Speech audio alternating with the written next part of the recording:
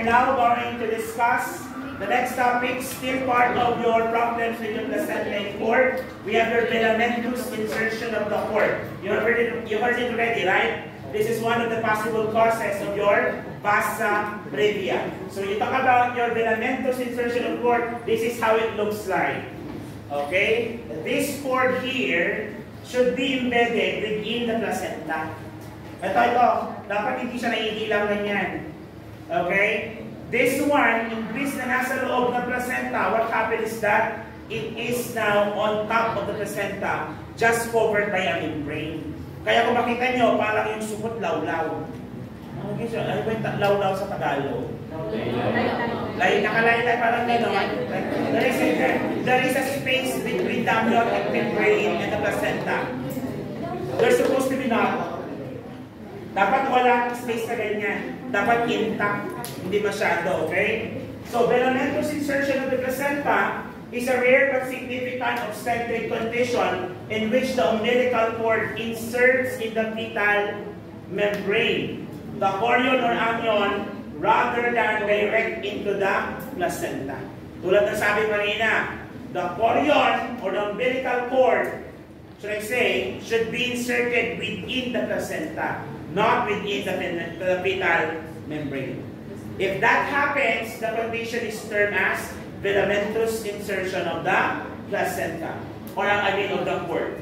Okay? The cord or blood vessels, the cord blood vessels through the fetal membrane before reaching the placenta. So the blood vessels are not protected by the placenta tissue, but instead of the membrane. But the thing is, membrane is not thick enough to protect the blood vessel. That is why this condition would also pose a threat in terms of bleeding. Kasi blood vessel pa rin yan, madali pa rin mapuni. Eh yung membrane, manipis lang naman yun. Kaya nga kayang-kayang tusukin lang ng karayo. Parang linat mo lang yung gulong. Paano ba kayo na gano'n? Pag inaiiyak yung pasyente, so mamaya bubulok yung tubig. Yung tatawag ng amniotomy. You have seen and observed it several times. Am I right? Kadalasan pa, bago yon, may pinapasok pa sila sa ureter. Straight catheter to empty the bladder. Because sometimes a full bladder will also affect the descent of the baby. Kaya ini-empty natin ng bladder para mas madali siyang makapag-descent. Okay? So that is the concept of your filamentous insertion. Blood vessels are more vulnerable for rupture, as I mentioned. So, prone pa rin po ba for bleeding? Yes. Okay? This is prone for bleeding pa rin. Okay, tapos na magsulat. Asan ka na? Sir, nasa close and open parenthesis. Napakahusay. O mga classmates nyo na, bagal magsulat ha. Tapos ang liliit ng sulat. Anong tawag ng sakit? Bradykinesia. Meron. Sakit ng pasyenteng may Parkinson's disease. Tandaan mo natin. Kaya bilisan. Minsan ba sobrang bilis mong mag-isip, hindi nakakasunod yung kamay mo? Kaya yung sulat mo parang ECG. Natry niyo na ba yun? Sobrang bilis mo mag-isip, hindi ka natubitingin eh. Tapos, ang malala nun, ikaw lang din nakakaintindi sa sulat mo. Tama ba? May ganun ba? Ganyan nangyari sa estudyante ko. Hindi niya maintindihan ang sulat ko, kaya nag-charge siya the moments of every moment. Hindi pa sinabi ko niya maintindihan ang sulat ko. Sir, hindi ko kasi maintindihan. Hindi ka nagtanong. Burahin mo. Huwag ka sa gilid. Binubura niya. Gamit niya eraser. Anong ginagawa ko? Binubura ko po. Paano mo ba? I-all-pit niya. Sabi mo kasi burahin. Burahin niya dapat according to Funda. Right? Ano ba sabi ni Funda? Straight line. Mistake in entry. Right? Then you write your initial. Walang ginawa niya. Straight line. Mistake in entry. Sinulat niya yung word na initial. Hindi nakakatakot. Nakakatakot ka ng second niya nahawakan sa duty. Wala anong pumapasok sa isip. Bakit nagawa ka ng 4th year sa duty? Bakit ka mo? Okay, after the endorsement, this is what I'm expecting. Gusto ko ganito. Charge should be ready at ganito. May question? Sir, wala po. Speak. Para mga ninja nga eh. Kasama yung bokag eh, gano'n. Bigyan ako ng utos, tapos biglang mawawala na sila agad. Tapos mamaya saglit, magpapacheck na ng chat. Kung gano'n, pag mga ganong level na pag 4th year eh. Pag 2nd year, hanggang vital signs lang muna talaga. Pag tipong acute pain, ang data niya, vital signs. Totoo. Sir, di naman, meron naman akong pain scale. Para lang pa sa aking pain. Meron, vital signs plus pain scale. Anong diagnosis?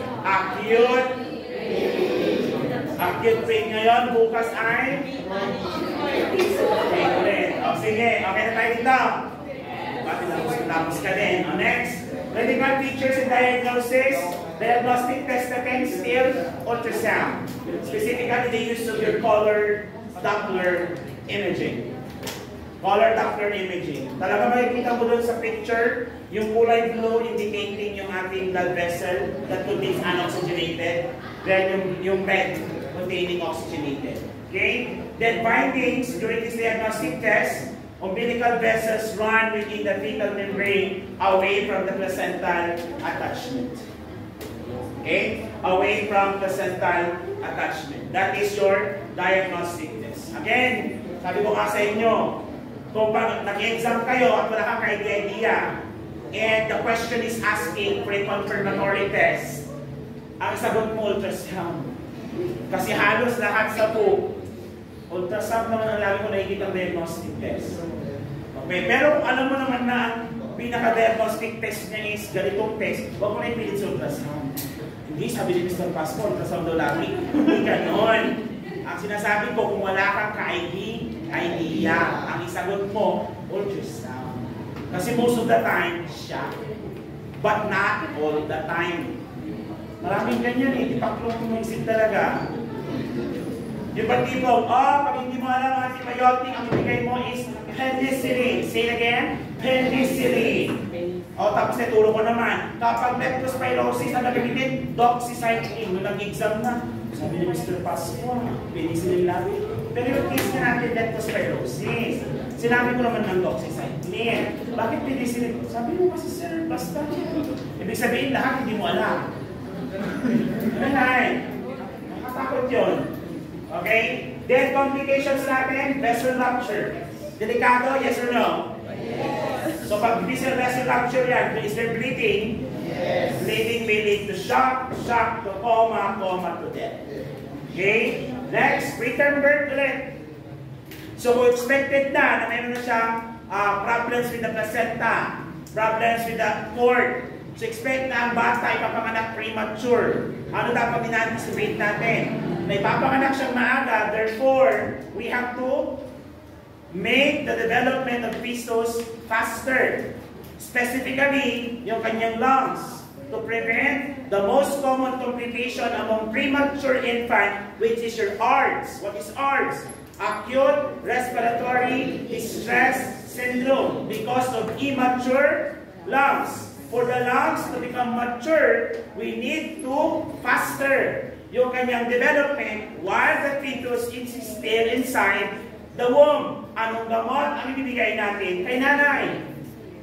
Ano ulit? Steroids, specifically your mga son natin. Betamethasone, prednisone, dexamethasone, paracetamolson. Walang ganun gamot. Okay? And fetal growth restrictions. Kasi kapag impedance circulation, decrease din ang nutrients sa baby. Hence, they need to growth restrictions. Plus your cord prolapse. I do have a video about your cord prolapse. Please refer to that one. Okay? Any questions so far? Wala? Okay. Continue tayo. Management. Management and treatment. Close monitoring tayo. Ano yung mga monitor natin should be monitored for signs of distress? Yes, for both the mother and the fetus. Kapag may bleeding tayo, what is the sign of distress? Early sign of distress for the woman or the mother? Hypotension. Ayan. Because tachycardia and tachypnea is already our compensatory mechanism. Kapag yung tatlong yung sabay-sabay na nakita mo, ang pasyente mo is already in shock. Dito tayo? Yes. Okay? Now, elective cesarean section is very important. The word elective means schedule.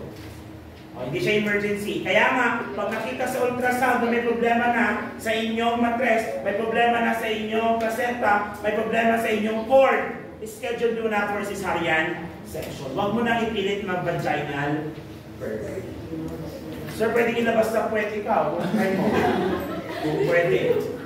Okay, and premature rupture of membrane. Alam niyo ang premature rupture of membrane, right? Yes. After 24 hours, most common complication niyan is infection. Pero initially, premature rupture may lead to umbilical cord prolapse. Okay? And your fetal surveillance. Okay? Fetal surveillance. So, any question? Again, i-differentiate natin. Filamentous insertion of cord. Ano nangyari? The cord lies on top of the placenta and covered with the fetal membrane. It's supposed to be inside the placenta. Dito tayo? While your vasa previa, the umbilical cord positions itself on the lower part of the uterus, making it prone for prolapse and rupture. Are we clear? Are we clear? Yes. So we end the discussion on your filamentous placenta. Do you have any question?